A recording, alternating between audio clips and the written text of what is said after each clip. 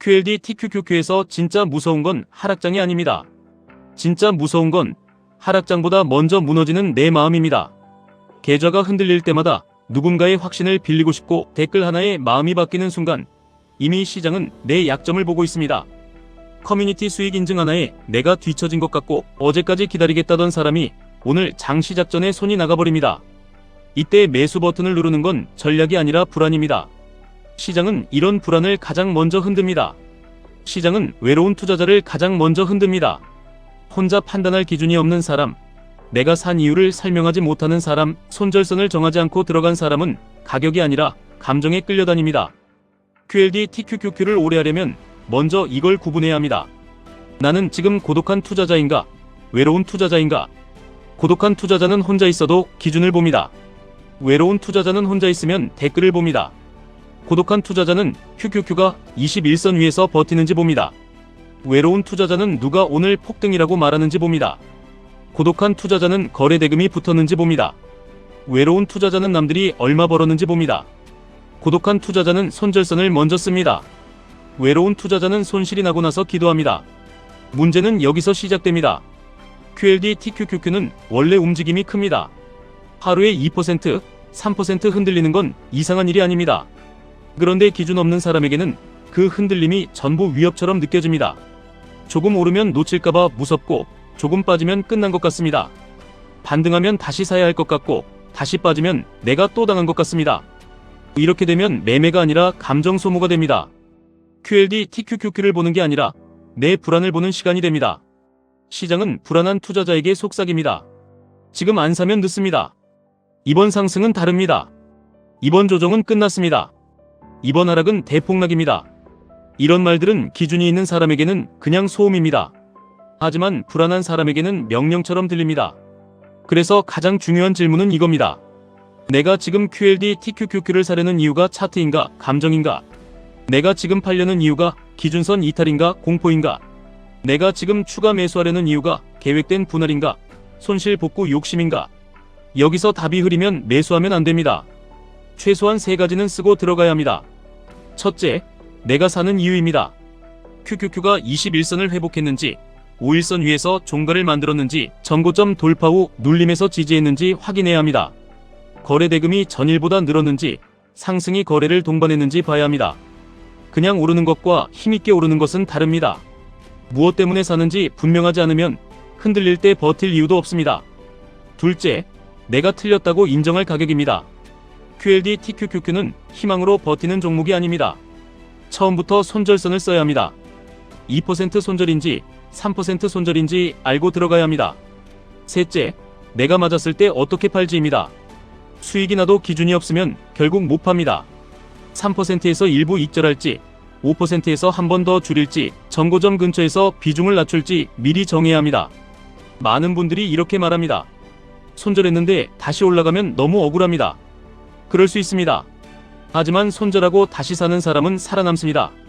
손절하지 않고 기도하는 사람은 다음 기회를 못 봅니다. 작은 손실로 문을 닫고 다시 시장을 보는 투자자. QLD TQQQ에서 손절은 실패가 아닙니다. 손절은 내가 아직 시장에 남아있다는 증거입니다. 진짜 실패는 손절이 아니라 내가 산 이유가 사라졌는데도 계속 들고 있는 겁니다. 내가 산 이유가 21선 회복이었다면 21선을 다시 깨는 순간 의심해야 합니다. 내가 산 이유가 거래대금 증가였다면 거래가 죽는 순간 경계해야 합니다. 내가 산 이유가 전고점 돌파였다면 되돌림에서 지지하지 못할 때 비중을 줄여야 합니다. 내가 산 이유가 사라졌는데도 계속 들고 있다면 그건 투자가 아니라 미련입니다. 그리고 이 미련은 대부분 과거에서 나옵니다.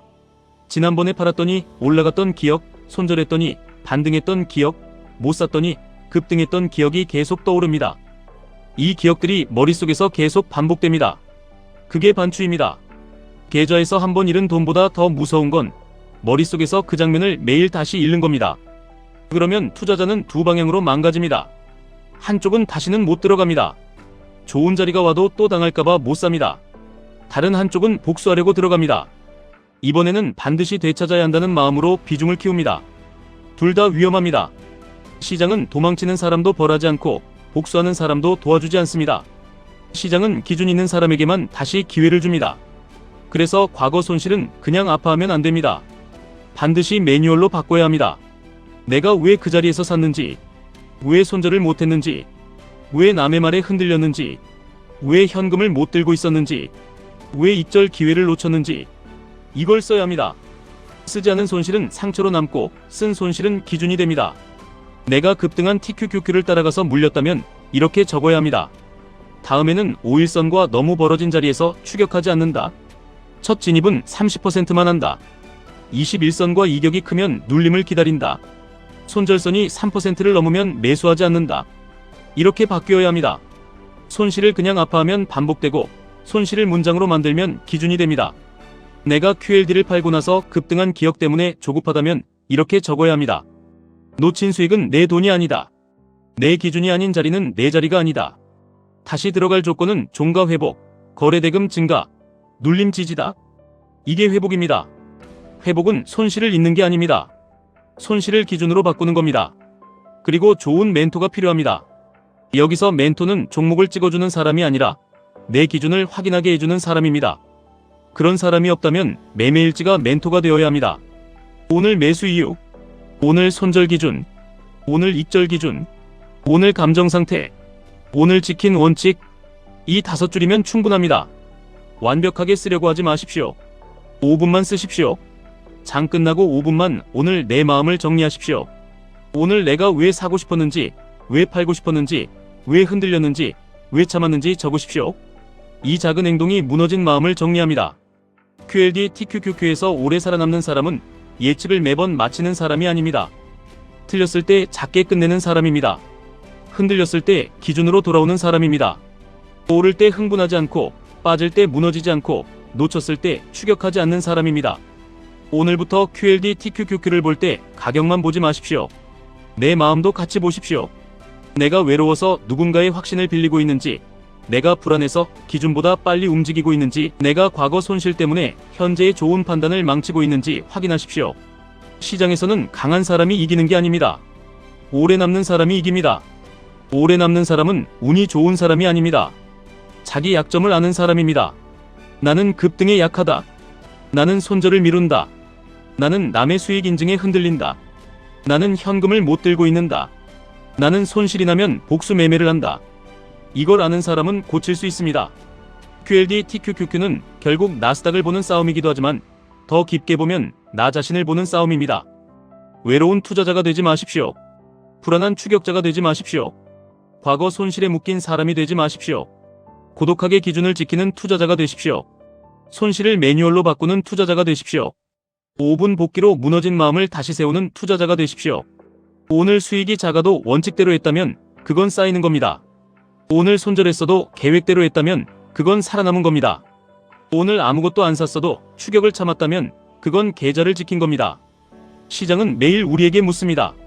너는 지금 기준으로 움직이는가? 감정으로 움직이는가? 이 질문 앞에서 도망가지 않는 사람만 오래 살아남습니다. 그리고 오래 살아남는 사람이 결국 가장 멀리 갑니다. 지금까지 1분 투자 하이젠버그였습니다.